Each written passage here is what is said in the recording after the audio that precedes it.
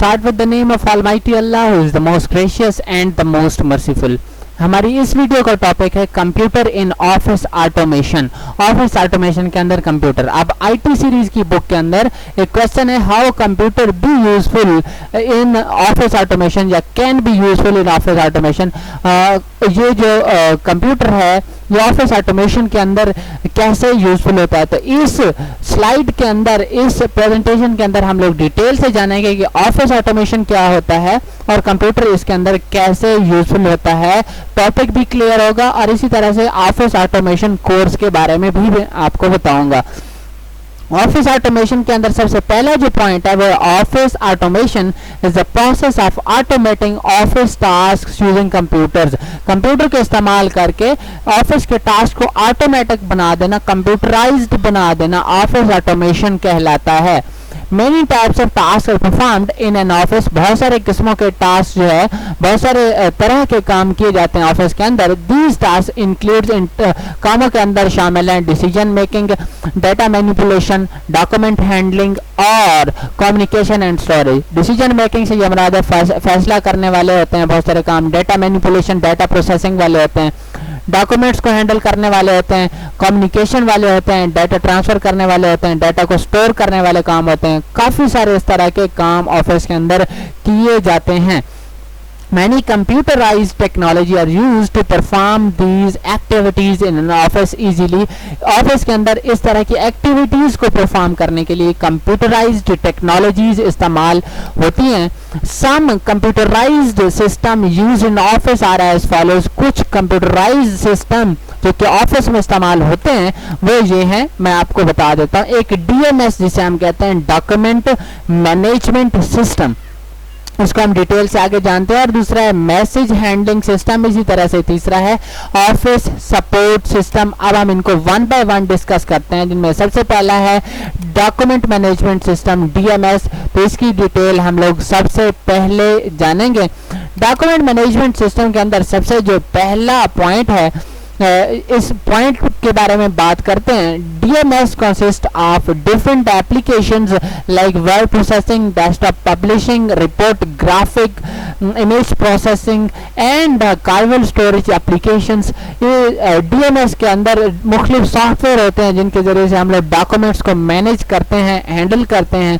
उन सॉफ्टवेयर के अंदर वर्ड प्रोसेसिंग है, डेस्कटॉप पब्लिशिंग है, रिप्रोग्राफिक है और ये सारे हैं जिनके नाम लिखे हुए हैं और इनको अब हम डिटेल से नीचे डिस्कस करेंगे, जिनको मैंने डीएमएस का फीचर का नाम दे दिया है। यहाँ पर जो हमारे पास सबसे पहले है, जहाँ पर जो हमारे पास नाम था ये वर्ड प्रोसेसिंग, वही हम लोग यहाँ पर डिस्कस कर रहे हैं। वर्ड प्रोसेसिंग ये है कि वर्ड के अंदर कोई डॉक्यूमेंट क्रिएट करना। ये डॉक्यूमेंट को क्रिएट करने का किसी भी सॉफ्टवेयर में जो प्रोसेस है उसे कहते हैं वर्ड प्रोसेसिंग। तो it is used to create documents electronically documents को क्रिएट करने के लिए, कंप्यूटर पर डॉक्यूमेंट क्रिएट करने के लिए वर्ड प्रोसेसिंग कहते हैं जी। It is used to produce high quality letters, proposals, reports and brochures. मतलब डॉक्यूमेंट की कोई भी सूरत हो उसको क्रिएट जो है वो हाई क्वालिटी के अंदर वर्ड प्रोसेसिंग के अंदर किया जा सकता है। अब मजीद भी हम बात करेंगे। इसी की अगला पॉइंट है, मैंने आपको बताया था, मैंने इसे फीचर्स का नाम दिया। तो डेस्कटॉप पब्लिशिंग हमारा नेक्स्ट टॉपिक है। डेस्कटॉप पब्लिशिंग क्या है? It is used to make these documents attractive with photos and graphic etcetera. Photo और ग्राफिक को इस्तेमाल करके हम लोग अपने वर्ड डॉक्यूमेंट को अट्रैक्टिव बना सकते हैं। ये जो फीचर है ये हमारा कहलाता है desktop publishing. It is used to publish the document. Document को पब्लिश करने के लिए इस्तेमाल होता है। पब्लिश करने का ये मुराद है, एक चीज हमने प्रिपेयर कर ली उसे शो करना पब्लिश कहलाता है। उसे पब्लिक कर देना, उसे जहां उसकी लोकेशन है वहां पर पहुंचा देना, उसे पब्लिश करना कहा जाता है। स्प्रेडशीट एप्लीकेशंस हमारा नेक्स्ट फीचर है, नेक्स्ट पॉइंट है इसका डीएमएस का, डॉक्यूमेंट मैनेजमेंट सिस्टम का। ये इसके अंदर हम लोग स्प्रेडशीट यानी कि शीट्स को मैनेज करते हैं। It is used to maintain records and calculate expenses, profits and losses. ये जो है रिकॉर्ड को मेंटेन करने के लिए इस्तेमाल होता है, कैलकुलेशन के लिए इस्तेमाल होता है, प्रॉफिट्स और लॉसेस को जो है मेंटेन करने के लिए जो है वो इस्तेमाल होता है, कैलकुलेशन के लिए इस्तेमाल होता है। इसके लिए हम लोग जो सॉफ्टवेयर इस्तेमाल करते हैं प्रोफेशनल, वो माइक्रोसॉफ्ट एक्सेल है, जिसका पूरा कोर्स इस चैनल पर मौजूद है। It is also use to perform mathematical, statistical and logical processing. ये लॉजिकल प्रोसेसिंग जैसे इफ स्टेटमेंट इसके अंदर इस्तेमाल होती है। ये दोनों से मुराद है कि मैथ का जो काम होता है वो इसके अंदर किया जा सकता है। अब जो हमारा काम है वो है रिप्रोग्राफिक्स।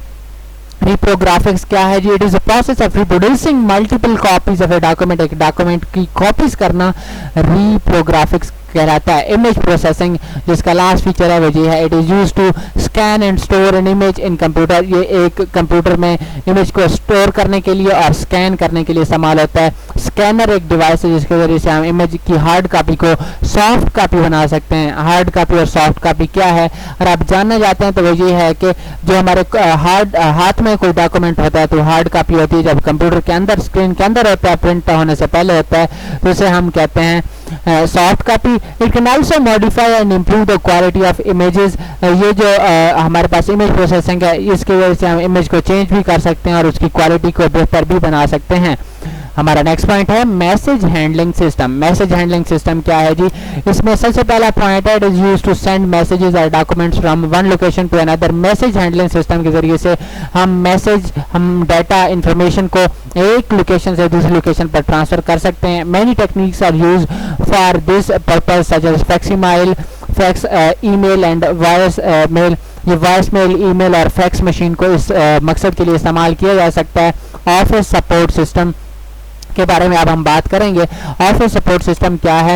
It is use to coordinate and manage the activities of work group. Work group की जो एक्टिविटीज, जो भी सरगर्मियां, जो भी काम होते हैं उनके साथ कोऑर्डिनेट करने के लिए और उनको मैनेज करने के लिए ऑफिस सपोर्ट सिस्टम जो इस्तेमाल होता है। वर्क ग्रुप वो होता है जो लोग इकट्ठे मिलकर एक ही काम कर रहे होते हैं, उसे वर्क ग्रुप कहा जाता है। नेक्स्ट पॉइंट है, the members of work group can share their work and coordinate with one another. जो है इस ऑफिस सपोर्ट सिस्टम के जरिए से एक वर्क ग्रुप के जो मेंबर्स होते हैं वो कोऑर्डिनेट भी एक दूसरे से कर सकते हैं, अपना डाटा वगैरह शेयर भी कर सकते हैं। और इसके अंदर इसके लिए वर्क ग्रुप कंप्यूटिंग इस्तेमाल होती है, ग्रुप वेयर सॉफ्टवेयर इस्तेमाल होते हैं, जो कि हम लोग पिछले चैप्टर के अंदर एक टॉपिक था मेरे ख्याल से दूसरे चैप्टर के स्टार्ट में, तो वो हम लोग इसको डिटेल से स्टडी कर चुके हैं। Groupware and desktop organizers are examples of this system. यहाँ पर इसने एग्जांपल भी दे दी है, दो सॉफ्टवेयर बता दिए कि ये इसकी एग्जांपल है। एक का नाम ग्रुप वेयर और एक का नाम डेस्कटॉप ऑर्गेनाइजर्स है।